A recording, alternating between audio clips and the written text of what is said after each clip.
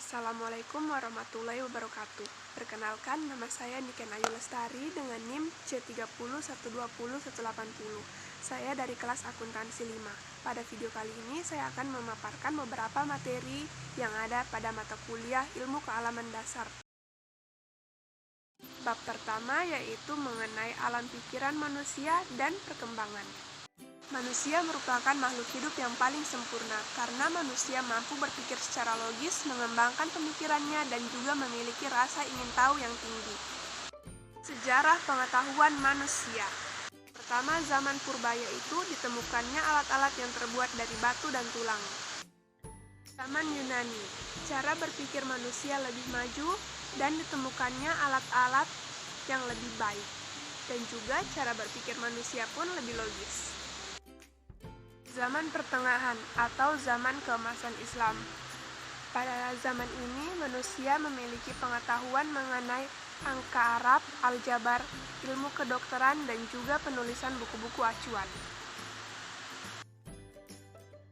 Zaman modern, yaitu pada abad ke-15 hingga sekarang. Manusia memiliki pengetahuan mengenai empirisme, yaitu suatu pendapat bahwa fakta yang ada berdasarkan pengalaman merupakan suatu kebenaran. Bahasan selanjutnya yaitu perkembangan sifat dan pikiran manusia. Yang pertama, masa bayi, yaitu pada usia 0 bulan hingga 2 tahun. Pada usia ini, kecerdasan bayi sangat cepat. Yang kedua, masa kanak-kanak, yaitu pada rentan usia 3 hingga 5 tahun. Pada usia ini, rasa keingintahuan anak sangat tinggi. Yang ketiga, masa usia sekolah, yaitu pada usia 6 hingga 12 tahun. Pada usia ini, anak sangat aktif, ditandai dengan perkembangan fisik dan motorik yang sangat bagus. Yang keempat, masa remaja, yaitu pada usia 13 hingga 20 tahun. Pada usia ini, manusia mengalami peningkatan emosi yang sedikit tidak terkontrol, sehingga menyebabkan banyak pertentangan terhadap diri sendiri maupun dengan orang dewasa. Yang kelima yaitu masa dewasa, yaitu pada usia lebih dari 20 tahun. Pada usia ini, manusia mampu bertanggung jawab pada diri sendiri dan telah mampu untuk berdiri sendiri. Bab selanjutnya yaitu perkembangan dan pengembangan ilmu pengetahuan alam. Ilmu pengetahuan alam merupakan ilmu yang mempelajari mengenai rahasia dan gejala alam. Ilmu ini meliputi alam semesta beserta isinya. Bab selanjutnya yaitu bumi dan alam semesta. Bagian A, terbentuknya alam semesta. Teori Big Bang, seorang astronom asal Belgia tahun 1927. Ia mengatakan bahwa suatu massa yang sangat besar meledak karena reaksi ini. Alam semesta berasal dari ledakan bola api yang sangat panas dan padat, mengembang sampai keadaan lebih dingin dan menghasilkan luapan foton.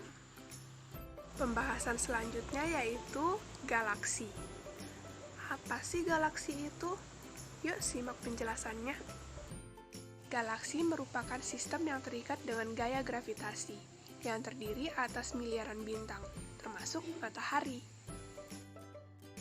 Selanjutnya, teori-teori terbentuknya tata surya. Yang pertama, teori nebulasi. Yang kedua, teori planetesimal. Yang ketiga, teori tidal atau pasang surut. Yang keempat, teori bintang kembar atau ledakan bintang. Dan yang terakhir adalah teori kabut gas. Bab selanjutnya yaitu keanekaragaman makhluk hidup dan persebarannya.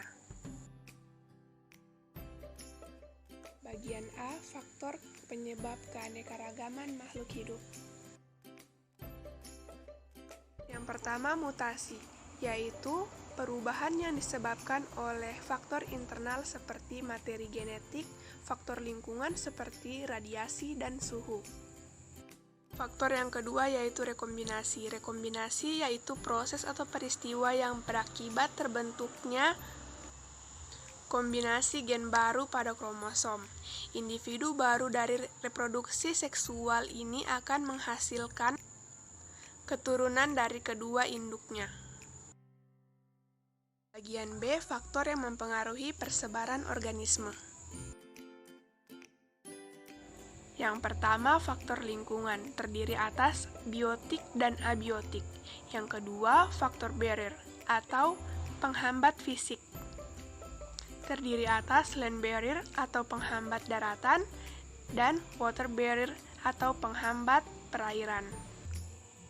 Yang ketiga, faktor sejarah geologi, terdiri atas pergeseran benua dan pemisahan palung laut yang dalam.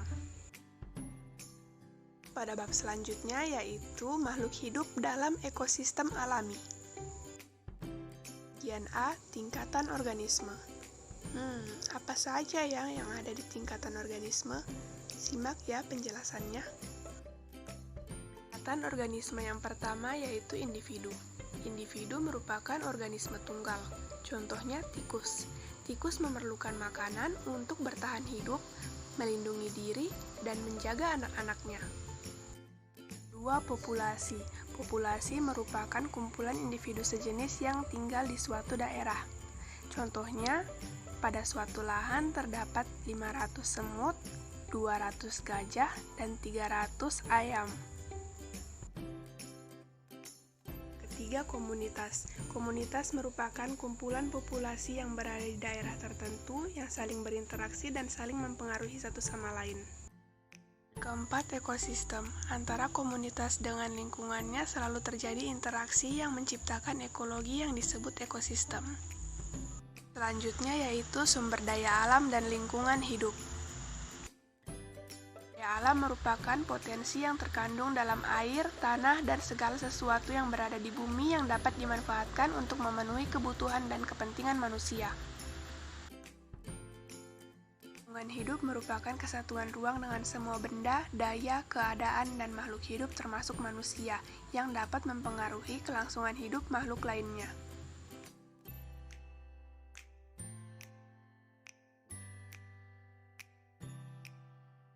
Rasa cukup sekian materi yang dapat saya sampaikan, lebih dan kurangnya mohon dimaafkan. Wabillahi taufiq wal hidayah. Wassalamualaikum warahmatullahi wabarakatuh.